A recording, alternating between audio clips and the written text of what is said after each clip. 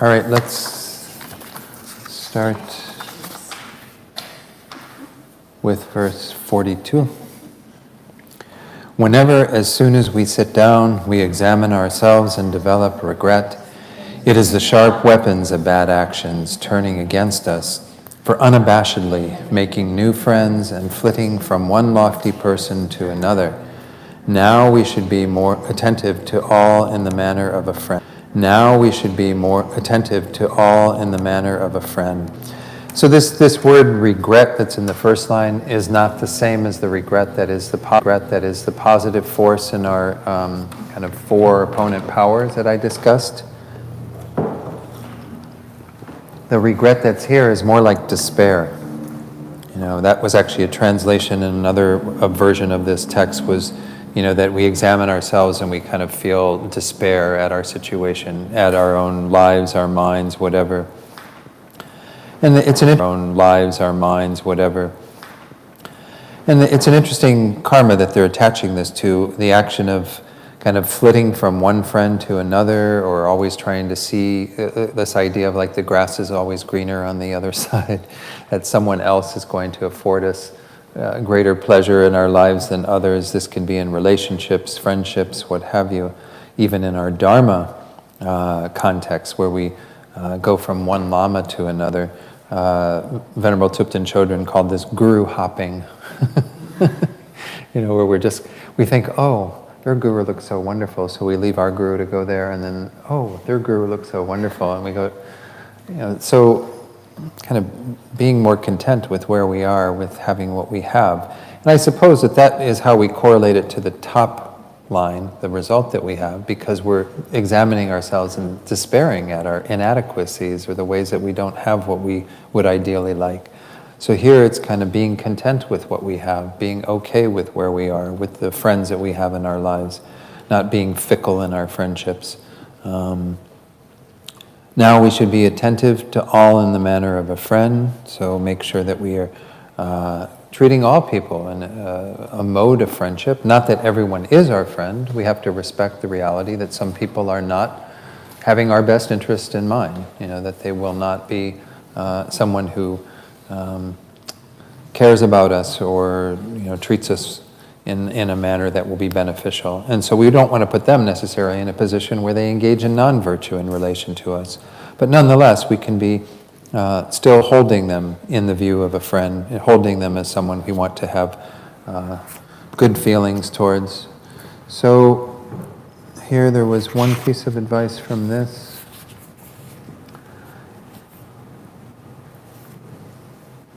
This is from Geshe Ngawang Dargye saying, Ra Lotsawa, another Kadampa master, said, "Don't act like the hunter who first pursues a hawk, then a fox, and then a musk deer, for he returns empty-handed. He will not attain Vajradhara. Cultivate the meditational deities and their practices steadily." So the idea being, once more, that we don't keep moving from one thing to another, you know, one tradition to another, one teacher to another, one practice to another, but rather we see something through to the end. Should one of our spiritual masters advise us to perform an advanced meditation when our actual practice is only at the level of an initial motivation, we should still continue our usual practices. To fulfill his words, however, we should also dedicate some time to the subject he has recommended. We should not continually run after new practices and so forth.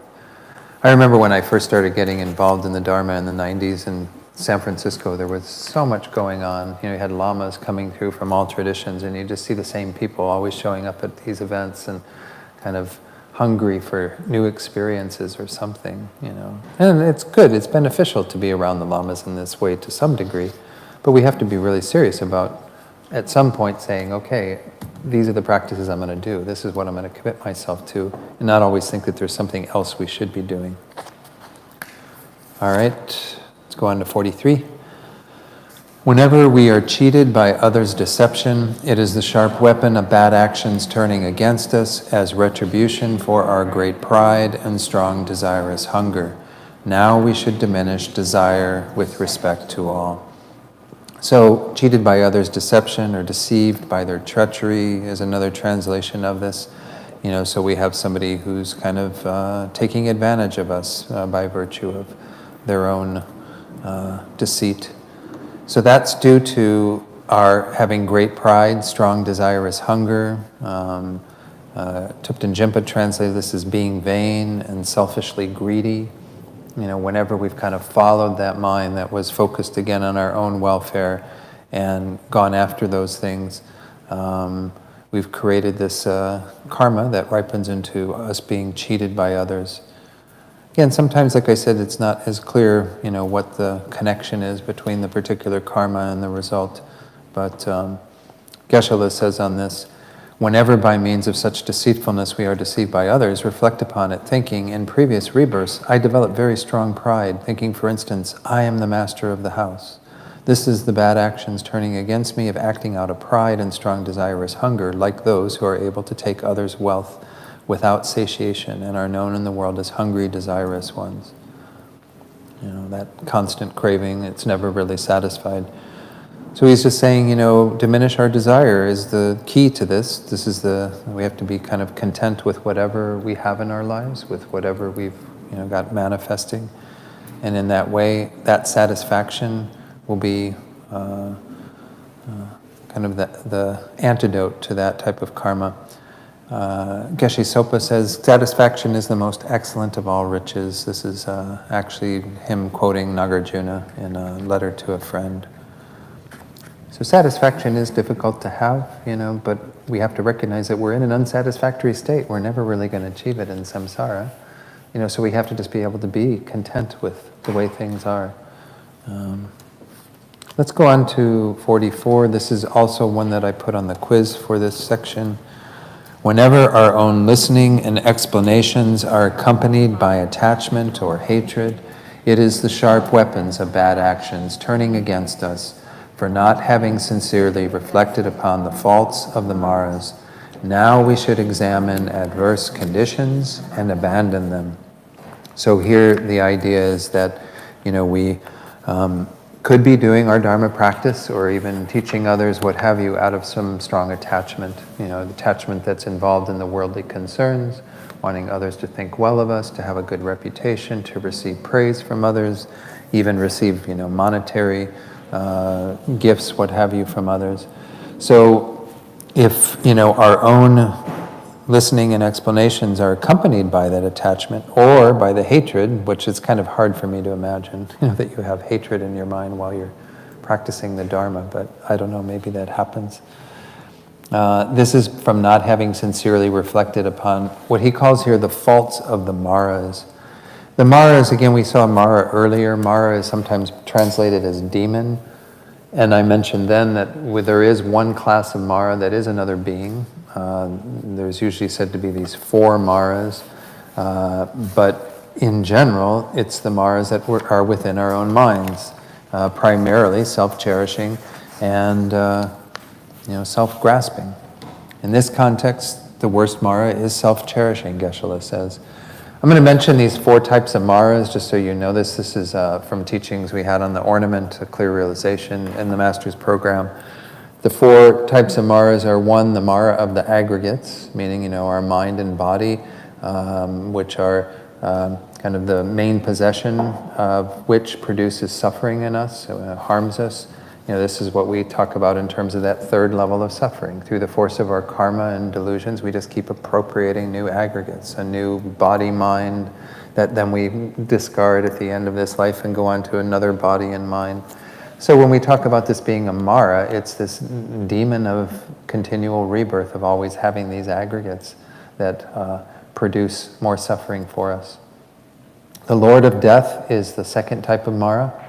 And this is, of course, the reality of separation of our mind from our body, and the subtle mind that goes on then from life to life. That this is a process that always occurs when you're born. You're born into an existence, you will die from that existence. Even the Buddha demonstrated death in his passing from this life, that this is a reality of all that is born. And so this is a Mara or a demon because it too afflicts us, causes us to have to experience that. Then the 3rd Mara is actually the Mara of the afflictions, called a Mara because they cause us suffering of body and mind. That it's through the force of the afflictions that we engage in all of the behavior that leads us to suffer and even to have unsatisfactory happiness in cyclic existence. So the afflictions themselves. So these first three, the aggregates, of course, are the possessions of the self, the mind and body, primarily the mind, but also the body that we experience, that we shed at the end of every life. That's the Lord of Death, that shedding and moving on from existence to existence. And then the afflictions themselves. Well, all of that is kind of part of the cycle of rebirth and our reality of our situation, which is our own minds being the controller of this whole process. The fourth one are the ones that are actually external beings. This is the Mara of the sons of the gods, the Devaputras, they're called. And this is a particular kind of malevolent or mischievous god. It's, the god realms. God isn't meant to be the same word as like the creator God that exists in many other traditions, or is purported to exist. In Buddhism, gods are a particular realm of existence that some beings are born into, and apparently there are some of them that, although they have this good karma to experience a god-like existence, they become a bit mischievous.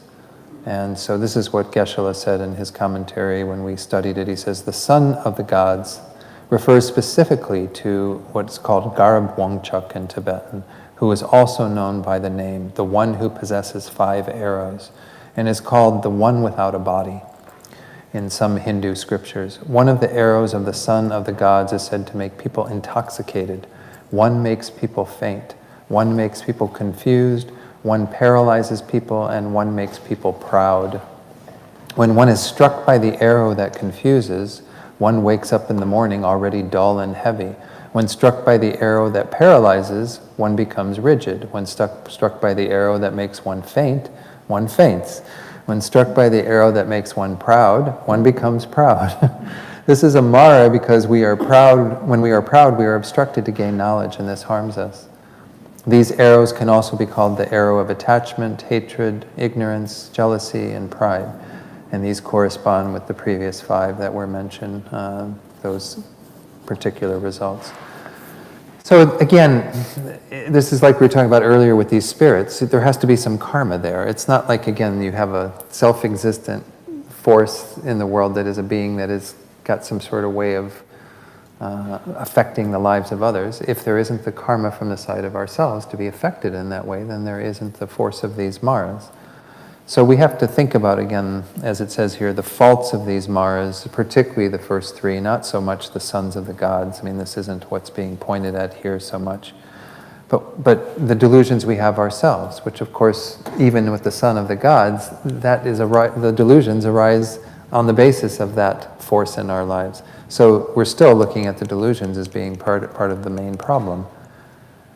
But as I mentioned earlier, Geshe-la says in this particular context, the worst Mara is self-cherishing. So through excellently examining the faults of the Maras in general, and in particular the faults of self-cherishing, which is the main adverse condition, I will strive to abandon them. So this is kind of the mind that we want to create, because we haven't done that. We haven't really seen the faults of that mind, and that's what's causing the attachment to arise when we're practicing the Dharma, or hatred or other afflictions. So he says, then we should meditate on taking and giving, Tonglen, and from now on, through examining the faults of self-cherishing, we should abandon it. Know that Lama Zopa Rinpoche has an excellent kind of discourse on the faults of self-cherishing in the book Bodhisattva Attitude that I'm sure many of you have, or you can access it through Lama Yeshe Wisdom Archive.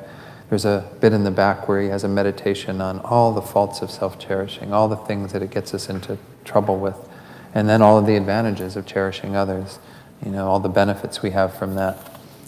So again, we can increase our cherishing of others by, remembering the kindness of others as well, to think that, beings are quite beneficial to our welfare, and so we need to replace that mind of self-cherishing, not just get rid of it, but replace it with the mind that is intent upon benefiting others.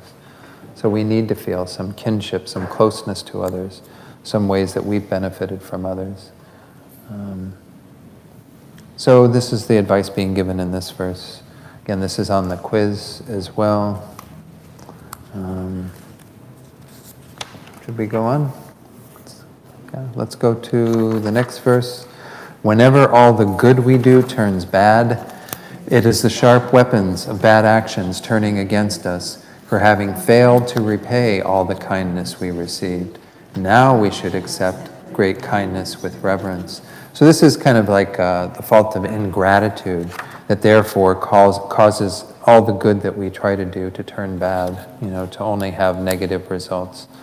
And so even if we have a nice benevolent attitude, sometimes, again, we don't get the good results that we would like. Geshe-la says, for example, when even the abbot of a monastery and others give advice and scold the assembly of monks out of affection for others, but they resentfully say, he said this and that to me, there's backstabbing and so forth, this is a good deed turned bad. So whenever kind of something we do with a good motivation ends up with bad results, that's because we have failed to repay the kindness that we received from others. Now, the kindness in our culture means something that is kind of directly and intentionally kind, right? This is what we usually talk about as kindness. Even when we say this phrase, random acts of kindness, which is a big movement to just have people be spontaneously kind to others in whatever way they feel is appropriate. This is not the full definition of kindness in Buddhism. We want to see others through the lens of having been kind in a variety of ways, not just those direct and intentional ways, because not everybody is intentionally and directly kind to us. The indirect ways that others benefit us are all the people who are involved in our welfare that we don't think about a lot of the time, that again produce the food that we eat. Every one of us went out and had lunch of some sort, ate in here, whatever. With that food, you did not create yourself. You didn't produce it from your own body somehow or something magically appear. It came through the kindness of others who didn't think of you specifically as benefiting from that food, but you benefit from them, therefore it's a kindness. Because they did that work, because they grew it and shipped it and harvested it, whatever, all the various roles that are involved in getting that food to your plate. You benefited from them. And you benefited from the ones who supported them and their parents and everyone else involved in their welfare. So we're in this huge web of interdependence, and that's a way we can see the kindness of others.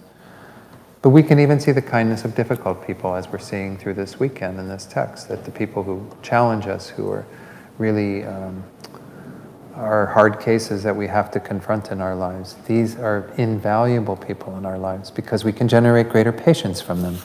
So in that way, they're not being intentionally kind at all. We could say they're intentionally unkind, and quite directly unkind in worldly terms.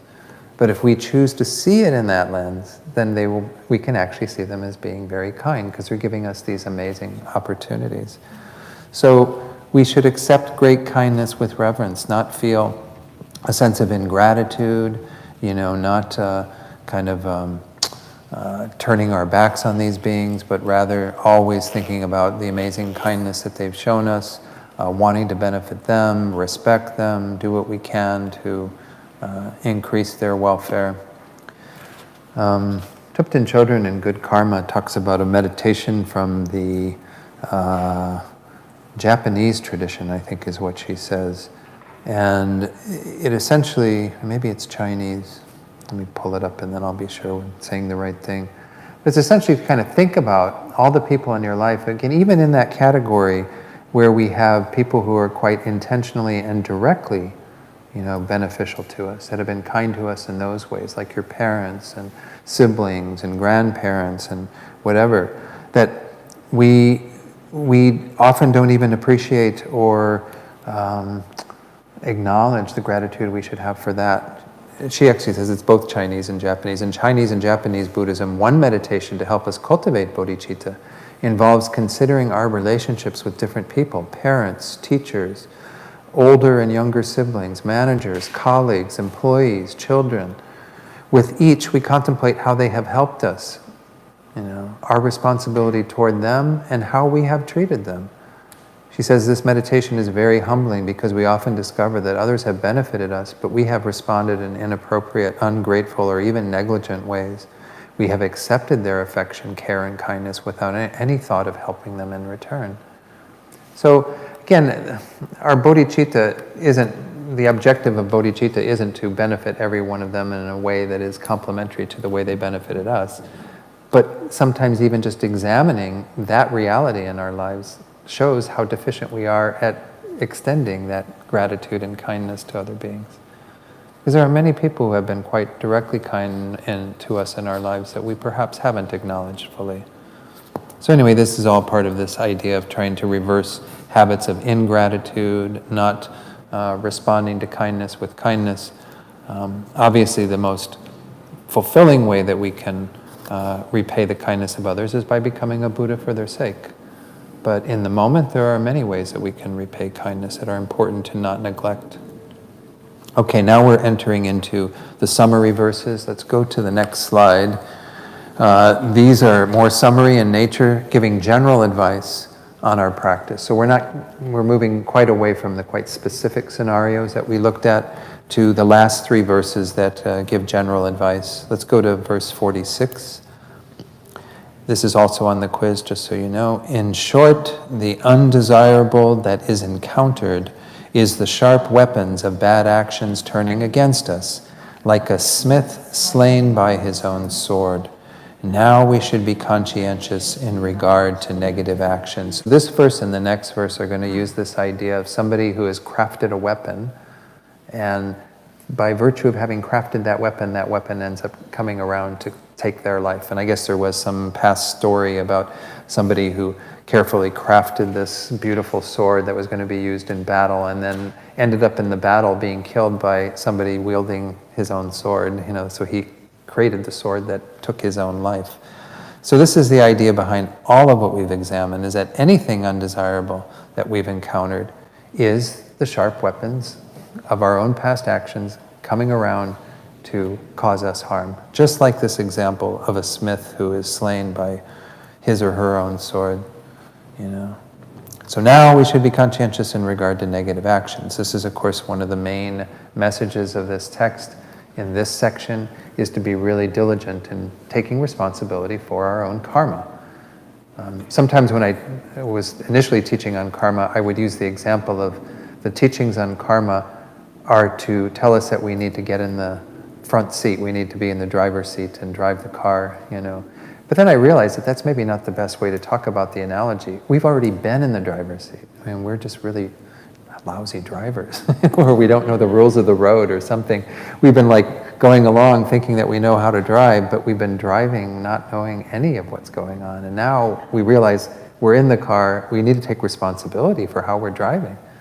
It's a better way to look at the analogy, I think, because we've always been driving the car. We've always been the ones creating the karma. We just aren't aware of it or aren't taking responsibility for it. So this is the responsibility that we have of knowing karma, studying karma well. Again, karma is taught in the Lam Rim and the stages of the path for the person of small capacity. So that is where karma is set out. It's at the beginning because it is instrumental in our entire path. As we saw when we looked at the general characteristics of karma, if you want to experience a particular result, you have to create the causes. So if you want a good rebirth, that's how you learn it initially, is I have to create the causes to have a good rebirth at the end of this life. Otherwise, I'm at the control of my own negative karma I've created, and who knows where I'll end up. If a second level of the path, if we want to create the causes for liberation, or the result of liberation, we have to create the causes. You don't get the result of liberation without the causes. Just like you don't get an apple tree without the apple seed and everything involved in the middle to mature that apple seed to that tree. And then the third level, if you want to get enlightenment, you absolutely have to create the causes. There's no way enlightenment is going to happen to you without the causes being there. Once the causes are there, they say, it will ripen into enlightenment most definitely, whether you want it or not. That's the force of the cause and result in this world. Karma is instrumental in whatever we're learning and whatever we're practicing. Yes. Okay. It's more about not really understanding if this is a bad karma or a good karma. But I have a professional relationship where I'm dealing with someone who is showing, it's not one unethical action, it's like a bunch of them. And it's been a number of occasions of being deciding, opting, choosing to be quite confrontational, to put things right, and showing, no, this is not okay, and then but it's it's like ongoing, not only with myself. It's just seems Sure. is in the nature of that mind. And then I was like, oh gosh, it's really, I've changed from thinking it was really bad karma to come across someone like that to thinking that is actually good karma, because it's not engaging in binging in that kind of behavior, which is not okay, but also trying to make the person see that it's not okay. But is this, I know it's karma, I know, I have a karma with that individual. But I guess this goes back to what I said earlier, that our labels of good and bad are subjective, and it's our own choice of how we're going to look at something, and we're using a very worldly view to start with in the first line of every one of these. When things go wrong, when things are bad, well, that's a perspective. But if we have this bodhisattva attitude that whatever we meet is going to be useful in the path, it's all grist for the mill, well then labels like good and bad seem kind of irrelevant as that juxtaposition. Rather, it's our own choice of how we're going to work with it. And if we really embrace something that's happening in our lives that sure is challenging, sure has some aspects of it that are not pleasant to look at, but we really see it as a growing opportunity that we embrace fully, and that we want to help ourselves and the other person, have compassion for everyone involved, and we pursue it with that mindset. There's not calling it a bad karma that created, well, yeah, I mean, we have to identify something that was the cause of it that caused some sort of conflict. But whether it's good or bad gets into, again, the result. We can work with the result. If the result actually leads to positive things, then that's really beneficial. But we do have to say it came from some sort of a negative karma that ripened into that unfavorable experience. But once we have the experience, we can change. We can choose to see it in a different light. But yes, I mean, I'd say anything that we've identified, because we went with each of these verses, we saw this is something unfavorable happening in our lives. This is because we did something negative. That's that first principle of karma, right? That first characteristic, that there's a definiteness to this. That if it's something unfavorable in our lives, it had to have come from a negative action. Something favorable in our lives, it had to have come from a positive action. But that's in a duality of seeing it purely in the light of what leads to these types of results. Once we have the results, then we have a choice about what we want to do with it. And we can choose to see it as the most wonderful thing in our lives, that we have this negative experience. We can be so grateful. Congratulations, like Venerable Rabina said earlier. It's just like, congratulations. You don't want to say that to your friends who are going through tough times who don't have the Buddhist understanding, right? Somebody calls you, oh, I just broke up with my wife, husband, whatever. And you go, oh, congratulations. And then they'll look at you, they'll hang up and say, I don't want to ever talk to you again. But this is our own mind training, our own mental attitude, how we're going to look at these things. And then the label of good, bad isn't so important there, but nonetheless, the experience came from something that was in the same vein as it. That's what we mean by that definiteness. So I don't know that it's as important, to identify the label there as much as it is to say, how am I going to respond to this? What am I going to do differently? And that's what Lojong is teaching us to do. So I don't know if I completely answered your question, Yes. but Yes. we can talk more. I can say I was happy having to deal with that particular situation. It would be much better just so everything is a smooth ride. But once faced, I said, no, I'm not going to comply with something which is not okay. Yeah, and I think again we always have to look at our motivation for whatever it is that we're doing. If we're putting up some desire to change things in the face of what's happening, are we holding compassion for everyone involved? Are we really thinking in terms of, what is the best result for everyone, or is it coming from our demon of self-cherishing? Are we really just thinking about ourselves and wanting our own suffering to stop, and we don't care about the suffering the other person has to experience? But that's the wisdom that we're trying to gain through this, is the ability to clearly see what is the right or the appropriate thing to do. Guided by our understanding that we don't want to follow these twin demons any longer. We don't want to keep getting in the same situations again and again. We want to learn from them, do something different. Okay? Good, thanks. We can talk more too, after. So, Let's go on then to verse 47. We just got, again, 2 more verses and we'll finish this section that we've been in for a while. The dukkha experienced in the bad migrations is the sharp weapons of bad actions turning against us, like an arrow maker killed by his own arrow. Now we should be conscientious with regard to negative actions. As I said, this is also quite summary. The analogy here is, I guess the term that's used traditionally for this is a fletcher. Fletcher is someone who makes arrows. I don't know, I learned this term when I was teaching this one time. The fletcher gets killed by his or her own arrow, so if you have the same analogy like the sword, somebody who produces the weapon that actually inflicts harm upon themselves. So it's this, again, repetition of the same concept. So all of the dukkha experienced in the bad migrations, which are the migrations to the animal, hungry ghost, and hell realms, these realms where there's much greater suffering or preponderance of suffering. No, it's not to deny that in the human realm there's great suffering, because we know there are many people in this world who are experiencing unbelievable suffering on an individual or collective basis. But what we're talking about here is particularly those that follow us to the bad migrations, all of the suffering that occurs in these unfortunate states. This is like this arrow maker being killed by their own arrow, by the force of what that person has created. Now we should be conscientious with regard to negative actions. It's the exact same refrain that we saw in the previous verse.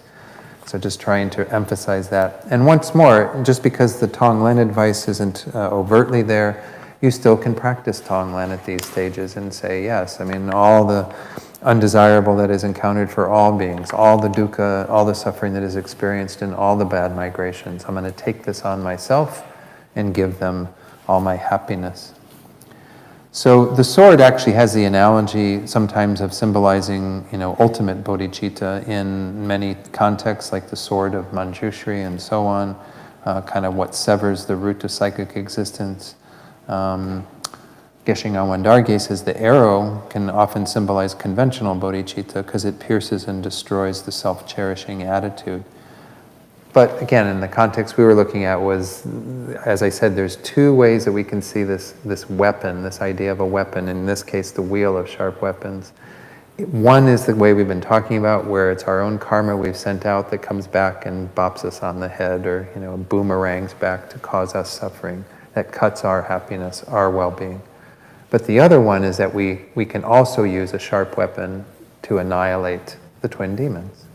And in that case, it becomes conventional and ultimate bodhicitta. So again, this was just, I shared that just because Geshe Ngawang Dargye mentioned those 2 in particular being correlated, the sword and the arrow, but again, not in the same context as the first way we look at a sharp weapon. It's really in the second way that they are able to pierce, to destroy the twin demons. Let's read verse 48. We didn't read this yet, right? Yeah.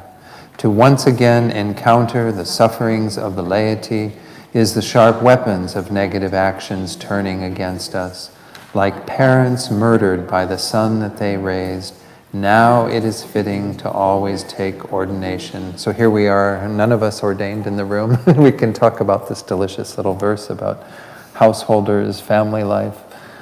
It's not to say that just because somebody wears robes or is ordained that they are free of all of these sufferings of the laity, because, they can still have a lot of the complications that lay people have in their lives. Not all ordained people were single and in their lives. They might have families, they might have children, they certainly have parents and siblings and other people who they have to deal with. So we're talking more about kind of the sufferings of householder life that all of us have to contend with to some degree.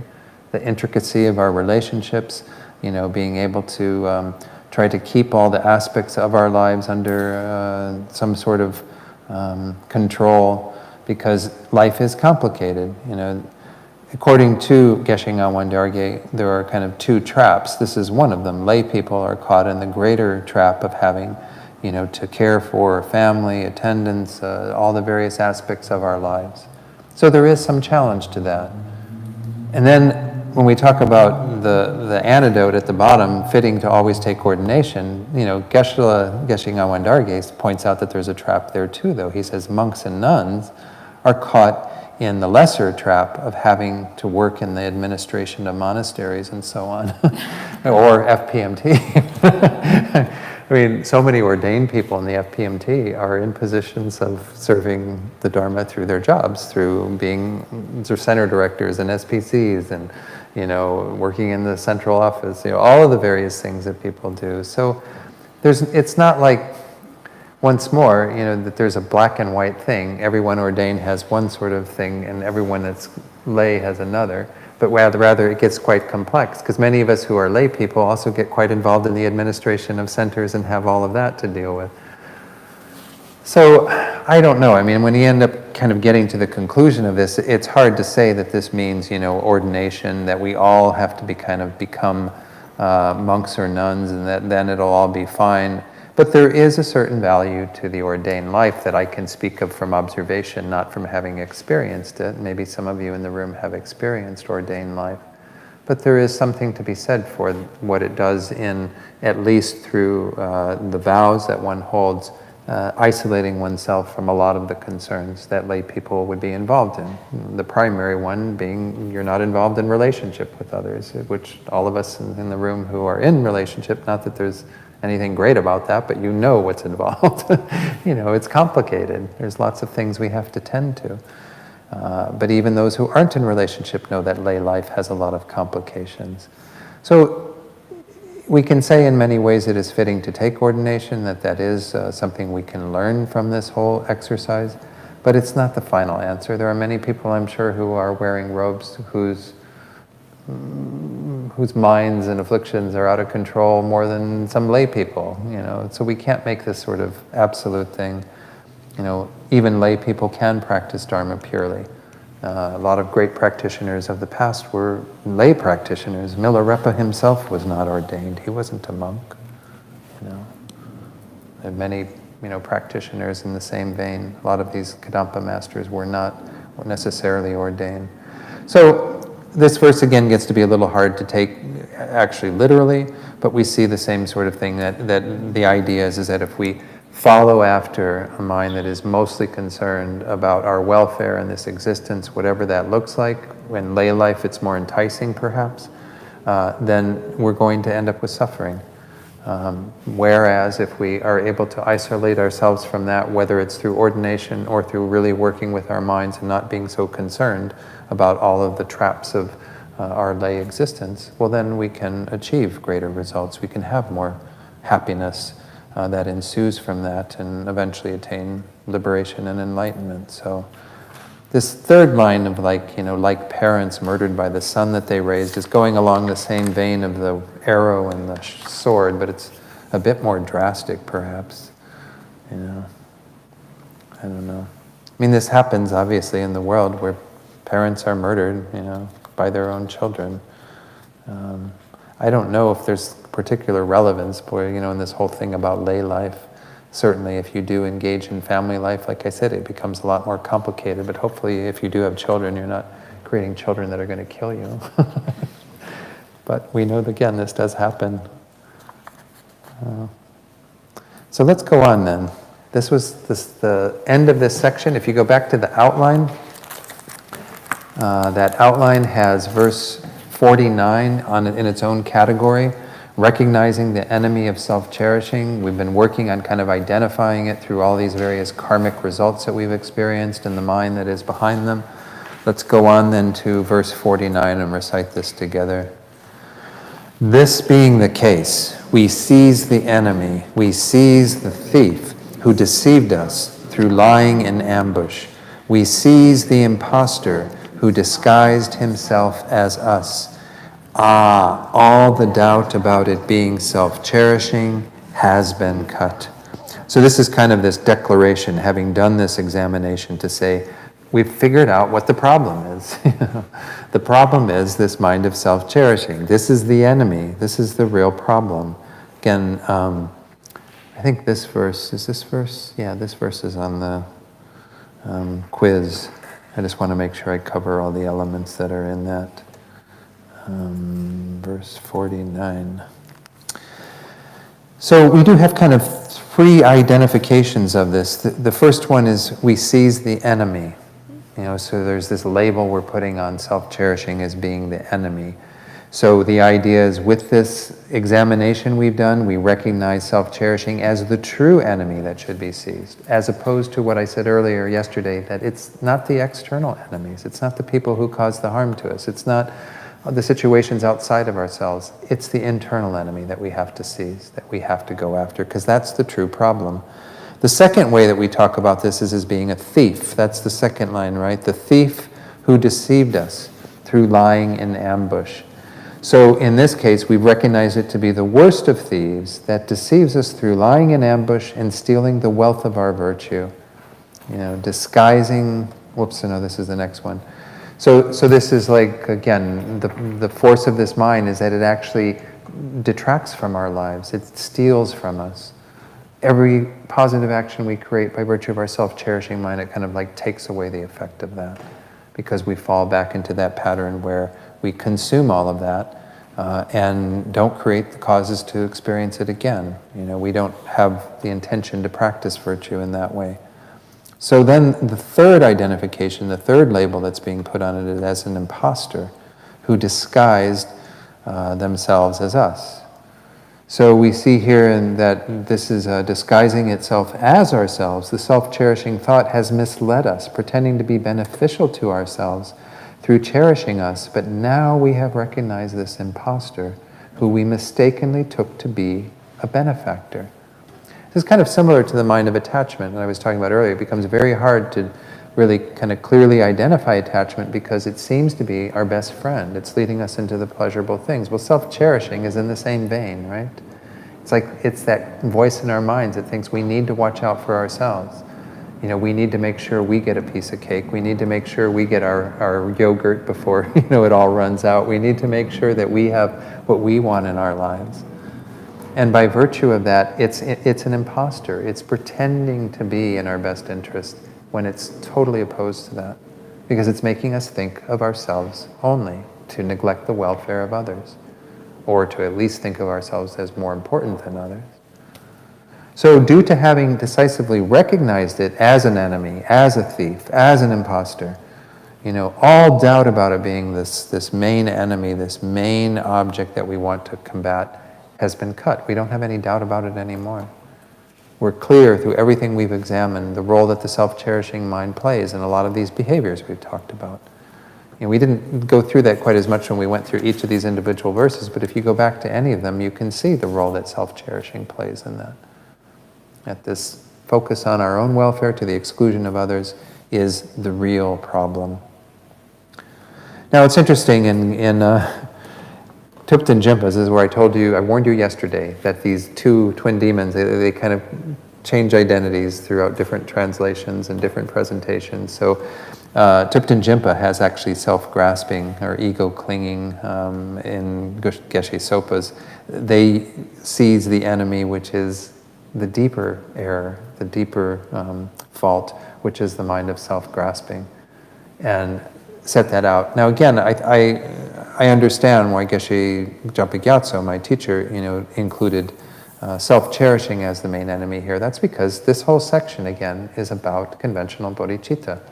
This entire section is to help us to combat that enemy of self-cherishing through the antidote of compassion, love for others, bodhicitta, wish to benefit them. Whereas the next section, well, not next section, but the section we'll get to eventually tomorrow, is mostly about the error of self-grasping, that enemy, that demon that we combat through the wisdom realizing emptiness together with that bodhicitta, what we call ultimate bodhicitta. So it makes more sense in my mind to go with what Geshe Jampa Gyatso says, which is self-cherishing is the enemy, the thief, the imposter. To say that at the very end about this being self-cherishing has been cut.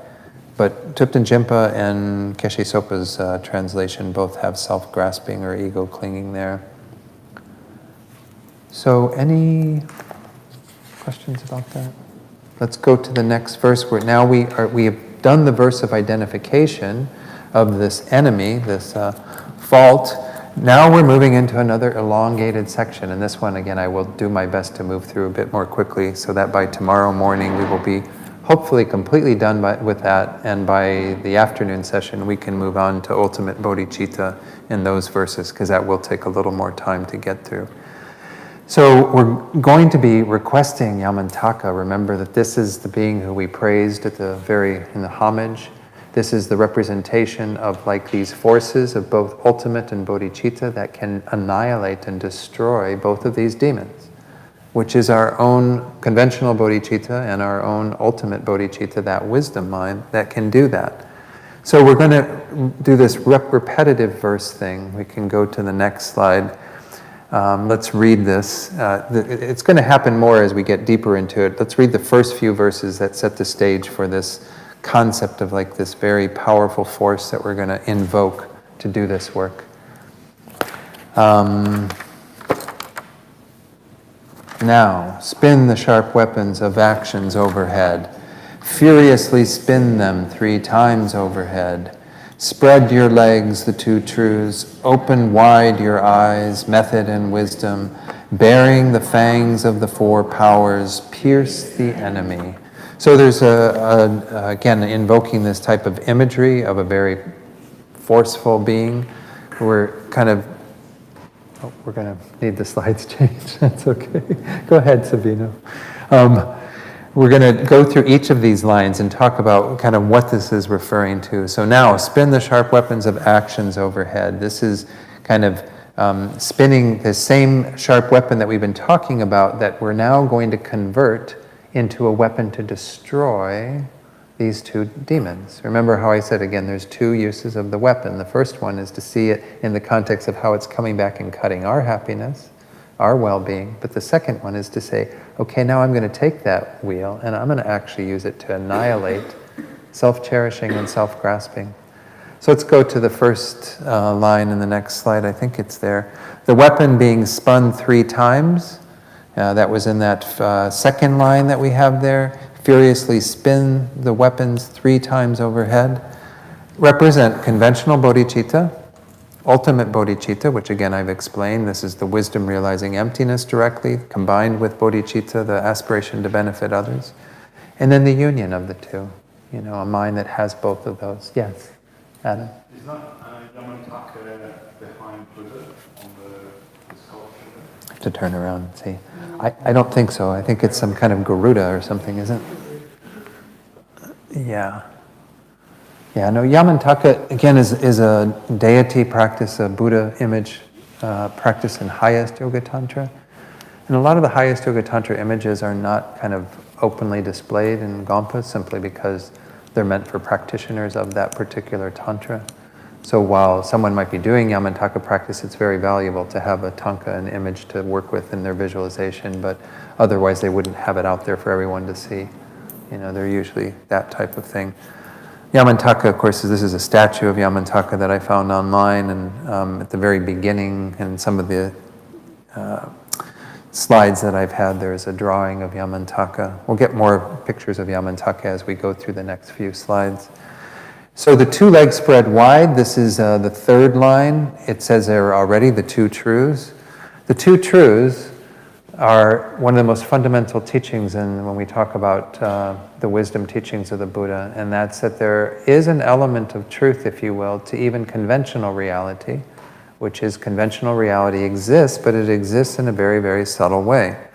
Because ultimately, there is nothing that exists on its own, independently established from its own side. This is what we'll be exploring when we get to ultimate bodhicitta. But the 2 truths means having that understanding of how reality actually exists. Right now, we take what is conventional truth and we overlay a level of reality that isn't there at all. We think that things exist intrinsically, inherently, independently, when in reality they exist merely through designation, by mere imputation, meaning that there is nothing that stands alone, that is able to set itself up, that is self-established. So when we come to understand what conventional truth really is, it doesn't have that overlay. It is that things are merely imputed, merely designated by our conceptual minds, that there is no real tablet or real book or real glass or real eye or real person or real anything in the world. Things are not established on their own, only through the force of conventional designation, only through our identification of them as what we are labeling them as, but they have no identification from their own side as that. Yes, we can establish the diverse phenomena that exist. Conventional truths are diverse. All the different things that exist in the world. But they don't have any way of establishing themselves as that identity from their own side. They are established as that from the side of the beings who designate them as such, through that mere designation, imputation, labeling. That ultimate truth of that way of existing conventionally is translated then into the emptiness, the lack of existing independently, intrinsically. The same thing we've been talking about, but looking at it from the point of view of the lack of that, the emptiness of that. So conventional truths do not exist inherently, intrinsically. They only exist nominally by mere designation. That points to their emptiness, that they cannot possibly have independent existence because they're merely labeled, because they're merely nominally existent. So again, we'll talk about this more tomorrow when we get to those verses. But this is showing the real power of these, like kind of what happens when we are grounded fully in both conventional truth and understanding of reality and its diverse aspects, as well as the unified taste of emptiness that is running through all phenomena, a single taste of that emptiness, that mode of existence, that then we have both conventional and ultimate bodhicitta in their most powerful form. The conventional bodhicitta that understands the world and how it exists and is going to become enlightened for the sake of others, and then that mind imbued with the wisdom realizing emptiness directly. So anyway, this is the third line. Let's go to the next slide. The two eyes wide. Remember yesterday, the two wings, method and wisdom, the method side, which is our compassion, all the practices that are involved in that, and then the wisdom wing that we absolutely need, which are, kind of, once more, this dual track that goes through all of this. At some point in the slides, I'll have a little chart from Tibetan Children's book that's really quite useful. And then the final line said, bearing the fangs of the four powers, pierce the enemy. So the four opponent powers are what are being talked about here, the four fangs that Yamantaka has. So I don't need to go through the four opponent powers again. Those of you who were here yesterday know, and if you didn't make it here yesterday, then know that they're in the Lam Rim in the section on karma. They're the way that we actually purify a lot of this negative karma that we've created, that we've been talking about. All right, let's go to, there's the chart. Okay, so let's look at the chart. And by the way, I wanted to correct added to into attitude. I noticed that there's an error there, so I apologize for the missing D. And by the way, I haven't said this, but if you do want to receive the slides, I'll try to make kind of a set of them in a PDF file. Once I get back to the States, I'll send them to Mike or something, and he'll get them to everybody, so you can have all these slides if you'd like, if you find them useful. So we have over here, conventional truths is the basis for this aspect of the path and so on, whereas ultimate truths, which are simply the same emptiness, but an emptiness of a different phenomena. We can talk about the emptiness of the tablet, the emptiness of the book, the emptiness of the glass, the cup, the person. All of these are different emptinesses, but they're all of a single taste in terms of what they are, the lack of inherent existence. So those correlate to the method aspect, conventional truths being the ground, the basis for the practice of our method aspect of the path, because we have to rely upon the diversity of phenomena and our conventional existence to create that power that's behind that wing. Whereas wisdom is the main aspect of the path that leads with the basis of ultimate truth, the wisdom realizing emptiness. So the principal enemy that is vanquished is the self-centered attitude, or self-cherishing as we've been calling it for method, the self-grasping ignorance for wisdom. So this correlates once more with everything we talked about yesterday in terms of these two, this dual aspect. What is practiced, Venerable Tibetan Children in this chart says, we could say that for method, we practice renunciation, which is the mind that turns away from one's own continual suffering and samsara towards liberation. Compassion, obviously, bodhicitta. By that we mean conventional bodhicitta, the wish to become a Buddha for the sake of others, motivated by compassion and love. Generosity, ethical conduct, fortitude, all the various things that are part of the bodhisattva's behavior that are not grounded in wisdom, but are grounded in embracing the conventional world and how we behave in it, how we work in it. Again, with an understanding of wisdom behind it, but it's everything that is not wisdom. Merit is what we are collecting through that, merit being this positive potential that is stored with the result for us, or the aim for us to achieve that result of the form bodies of a Buddha. Merit in the sutra presentation is said to be the main cause of the resultant body of a Buddha.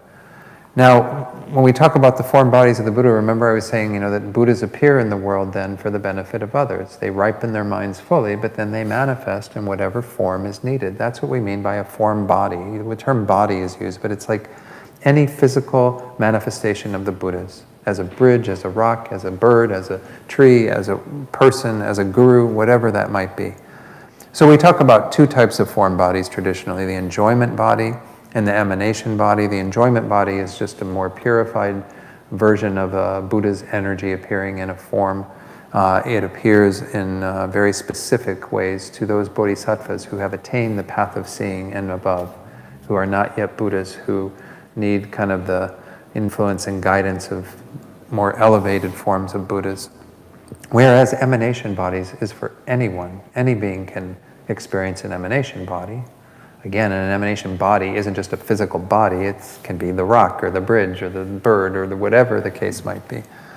So those are the ways that Buddhas, through the force of this whole wing of development, are able to manifest in the world, through the form bodies, And this is, again, in this tradition I mentioned yesterday, how we are primarily trying to see our gurus as the form bodies of Buddhas, that this is how the Buddhas are actually most skillfully and beneficially appearing to us, is in the form of our teachers. On the other hand, we have the collection of wisdom through our meditation on emptiness, and that eventually becoming a direct, non-conceptual realization of emptiness that is culminated in the truth body or the Dharmakaya. The Dharmakaya being the fully developed mind of that Buddha that is omniscient, that is simultaneously knowing the emptiness of all phenomena as well as the mere existence of all conventional phenomena, all conventional truths. So, as I said yesterday, that pure wisdom of a Buddha, that Dharmakaya, can't be experienced in a direct form by sentient beings. It's just, maybe I didn't say that yesterday, but I'm saying it now. So, this is inaccessible in a sense by sentient beings because this is pure wisdom mind. This is that wisdom energy that is kind of there as the product of a Buddha having fully developed their own potential.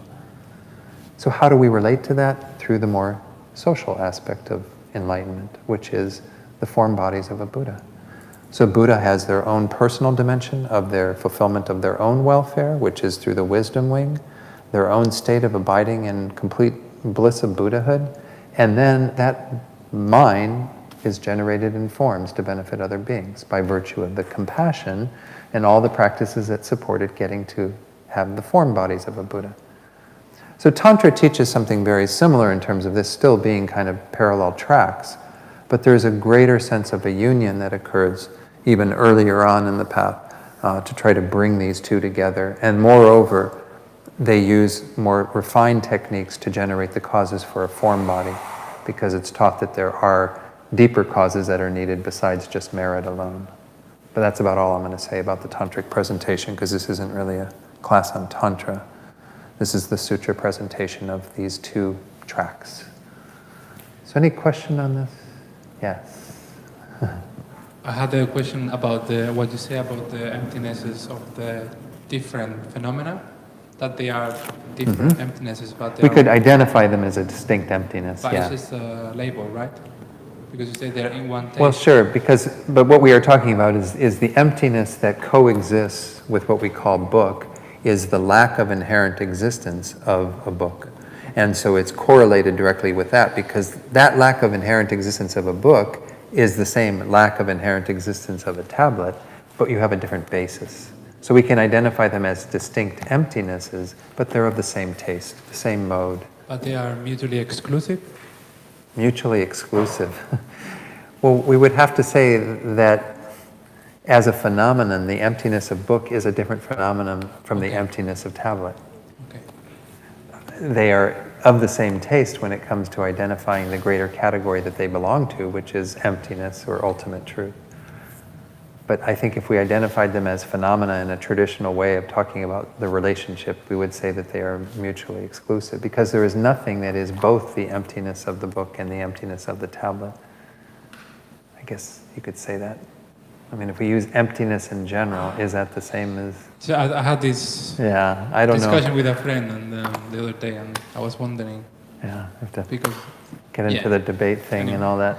I mean, it's good to kind of debate these and see, well, I mean, I'm just putting that forward as my response to that question. There's nothing definitive about that. But again, in debate, what you're doing is trying to increase your own understanding by analyzing these kinds of things and see what is the relationship between this phenomenon and that phenomenon. Is there something that is both? Are they mutually exclusive? Are they the same phenomenon entirely? You know. Anyway, yeah. So I would say, in my understanding, we have to say that the emptiness of a specific phenomenon is different than the emptiness of another specific phenomenon. They're mutually exclusive. But that doesn't deny that they're both the same quality of emptiness. They're both the same mode of existence. It's just a different basis that they are established upon. Yeah, Roger. Yeah, same emptiness. I was just thinking the other day, we kind of had a discussion about, in our group, about, for example, like a practitioner, maybe like from Theravada tradition, or you know, like an individual path liberation practitioner who would realize selflessness. Let's say selflessness. Yeah. I'm just trying to understand how those things work. So, for example, could we say that by realizing selflessness directly of something, then that could help understand selflessness of other things and phenomena? But I'm not sure how you're delineating selflessness as different from emptiness. Are you? No, I would say same. You're equating the two, which is, I think, the proper thing to do. Yeah. Is talk, again, within the context of defining emptiness in the way that we are in this presentation, then they would be equivalent, emptiness and selflessness. So could I... So ask your question again. Yes, I'm sorry. I'm sorry, we're going a little bit over. If there's somebody that absolutely needs to leave, then maybe, think about the question, and then when we get to the emptiness section, I prefer to hold off on the questions on emptiness maybe till then, if you can write it down and make sure that you ask it. Yeah. I'll answer it, do my best to answer it. Let's put it that way. Okay. Thank you, Radhik. Let's do some prayers, to close today, to make sure that all this merit that we created is dedicated to bringing forth the result that we want, which is complete enlightenment for ourselves and others. Go to page 22. We'll recite, let's just recite in English, page 23, the verses all the way through His Holiness's long life prayer on page 25. May the supreme jewel bodhicitta that has not arisen arise and grow, and may that which has arisen not diminish but increase more and more. Through the merits of these virtuous actions, may I quickly attain the state of a Guru Buddha and lead all living beings without exception into that enlightened state. Just as the brave Manjushri and Samantabhadra too realize things as they are, also I dedicate all these merits in the best way that I may follow their perfect example. I dedicate all these roots of virtue with the dedication praised as the best by the victorious ones thus gone of the 3 times, so that I might perform the noble bodhisattva's deeds. In the land encircled by snow mountains, you are the source of all happiness and good. All-powerful Chenrezig, Tenzin Gyatso, please remain until samsara ends. And dedicate very strongly for all of our other teachers in this tradition and all spiritual traditions that are helping beings to find happiness and peace. May we and others always have perfect guides in our lives. Then lastly, dedicate for anyone you're holding in your heart right now, beings who are experiencing obstacles, illness, whatever suffering. Can even do a mini Tonglen here, kind of breathing that in, giving them happiness, giving them this merit, having it ripen into all the causes and conditions that they need to attain peace and happiness. Even those who have died recently or who are dying, just send this positive energy out for their welfare. And then think very strongly that in the same way may all beings achieve true peace and happiness. All right, thank you very much. We'll do the same schedule tomorrow. Hopefully I'll get here in time for the afternoon session. So we'll start at 10. Have a good evening.